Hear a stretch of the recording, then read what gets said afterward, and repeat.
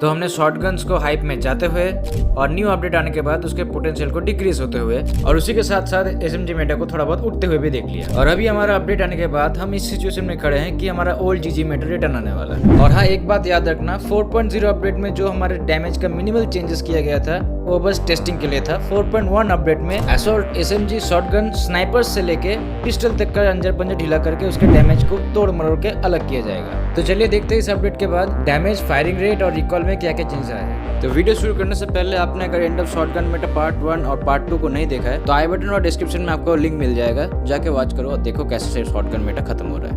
तो हमारे BGMI के अंदर 15 अक्टूबर को 0.7 MB का पैच अपडेट आने के बाद AR गन्स में डैमेज एंड रिकॉइल का चेंजेस आया है। तो BGMI में टोटल 14 AR गन्स है। तो सारे गन्स को हम 1 by 1 चेक करेंगे एंड देखेंगे close, mid and long range के लिए सबसे बढ़िया गन कौन सा है।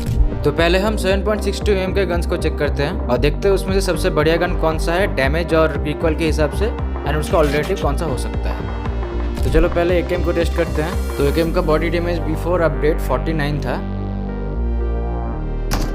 जो कि आफ्टर अपडेट स्टिल 49 ही है, मतलब कोई भी चेंजेस नहीं किया गया है। तो चलो अभी देखते हैं फायरिंग रेट का क्या हाल है।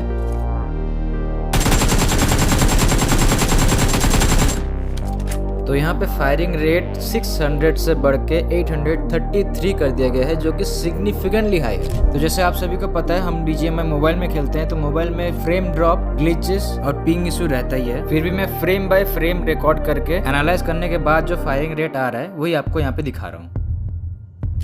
तो बिफोर एंड आफ्टर रिकॉल का क्या सिस्टम हुआ है वो हम लास्ट में देखेंगे, सारे 7.62 mm के जो गन्स है उसका टेस्ट करने के बाद, क्योंकि रिकॉल में ही तो मेन ट्विस्ट आया है, तो थोड़ा सब्र करो। तो अभी आगे बढ़ते हैं हमारा नेक्स्ट गन के ऊपर, जो कि है ग्रोजा। ग्रोजा एक ड्रॉप गन है, फिर भी पर बुलेट डैमेज उसका 49 ही था, AKM की तरह ही, और आफ्टर अपडेट स्टिल 49 ही है, इसका भी कोई भी डैमेज में चेंजेस नहीं आया है। तो चलिए देखते हैं अभी फायरिंग रेट।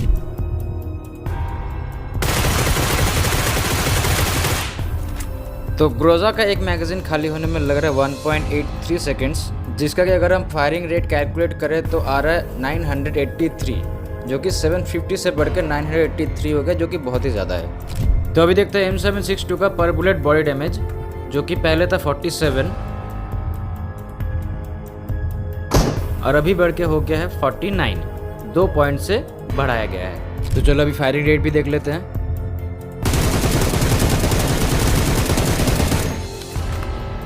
तो फायरिंग रेट 600 से बढ़ के 687 हुआ है, जो कि मिनिमल थोड़ा सा ही बढ़ा है बस। चलो अभी देखते हैं हमारे MK47 म्यूटेंट का डैमेज एंड फायरिंग रेट। तो म्यूटेंट भी AKM और ग्रोजा की तरफ 49 डैमेज दे रहा था बिफोर अपडेट। चेक करते हैं आफ्टर अपडेट। तो आफ्टर अपडेट भी इसका डैमेज बिल्कुल सेम है, चेंज नहीं हुआ है, 49 ही डैमेज आ रहा है अभी तक। तो क्योंकि म्यूटेंट बर्स्ट मोड में चलता है, ऑटो मोड में नहीं चलता है, और मेरे फिंगर टैपिंग स्पीड इतना फास्ट नहीं है, तो मैं एक्यूरेट फायरिंग रेट इसका नहीं निकाल पाऊंगा। तो BGMI ऑफिशियल्स ने हमें जो फायरिंग रेट दिया है उसी को मान के हम इसको चलते हैं अभी। और कमेंट में ज़रूर बताना म्यूटेंट जैसे बर्स्ट गन और SKS और मिनी 14 जैसे टैप गन कौन बहुत बढ़िया से चला लेता है, ज़रूर कमेंट करना। तो चलो आगे बढ़ते हैं हमारे नेक्स्ट गन हनी बैजर के ऊपर।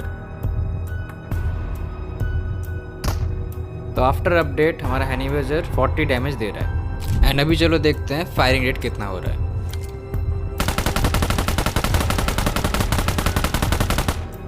तो 2.49 सेकेंड्स में पूरा मैगजीन खाली हो रहा है। इस हिसाब से अगर हम कैलकुलेट करें तो 722 इसका फायरिंग रेट हो रहा है।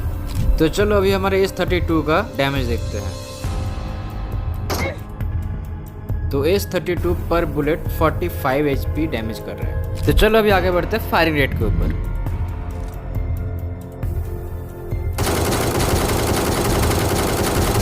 टू 2.16 सेकेंड्स में पूरा मैगजीन खाली हो रहा है। उस हिसाब से अगर हम कैलकुलेट करें तो फायरिंग रेट हमारा आ रहा है 833। तो चलो अभी देखते हैं 7.62 mm असॉल्ट गन के रिकॉइल सिस्टम में क्या चेंजेस आया है। इसके लिए हमें जाना होगा ट्रेनिंग ग्राउंड। तो चलो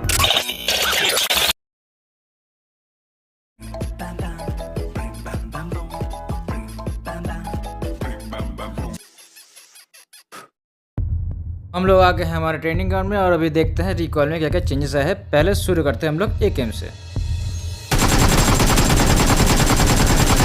तो बिफोर अपडेट AKM का रिकॉल का हालत कुछ ऐसा था। और आफ्टर अपडेट रिकॉल में बहुत सारा सुधार आया है, क्योंकि AKM सबसे ज्यादा रिकॉल वाला गन है, तो ज्यादा कुछ एक्सपेक्ट मत करना, फिर भी बहुत सुधार आया है। तो चलो अभी देखते हैं ग्रोजा का recall before update and after update recall.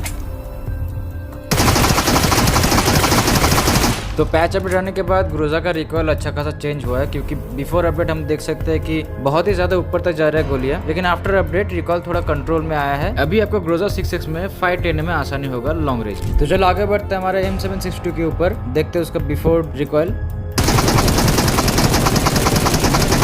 ठीक है, तो अभी देखते हैं आफ्टर रिकॉल।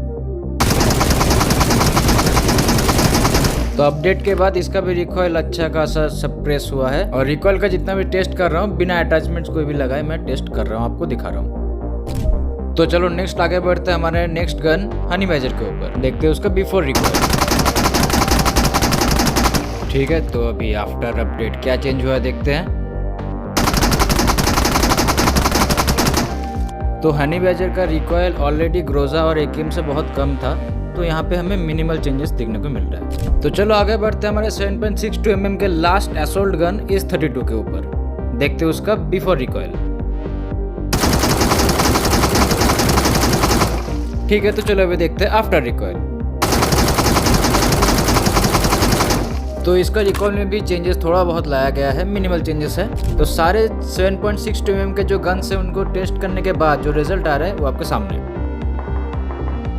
अभी आप में से बहुत जनों का ये क्वेश्चन आ रहा होगा कि इतना सारा गन का टेस्ट तो देख लिए, लेकिन यूज कौन सा करें, क्योंकि हर अपडेट में तो कुछ ना कुछ चेंज हो ही जा रहा है। तो अगर आपको कोई भी एक गन को मास्टर करना है और उसको कंटिन्यूटी रख के कंटिन्यू उसकी के साथ खेलना है, तो AKM सबसे बढ़िया है। AKM का डैमेज भले ही ना बढ़ा हो, लेकिन रिकॉइल और फायरिंग रेट में जरूर सुधार आया है। और उसी के साथ साथ हमारा ग्रोजा तो है ही सबसे बढ़िया क्लोज रेंज के लिए। चलो मानते हैं आपको AKM में नहीं मिला, ड्रॉप का गन ग्रोजा तो मिला ही नहीं, ऑल्टरनेट कौन सा गन हो सकता है जिससे आप इसको रिप्लेस कर सकते हैं कोई भी एक मैच के लिए।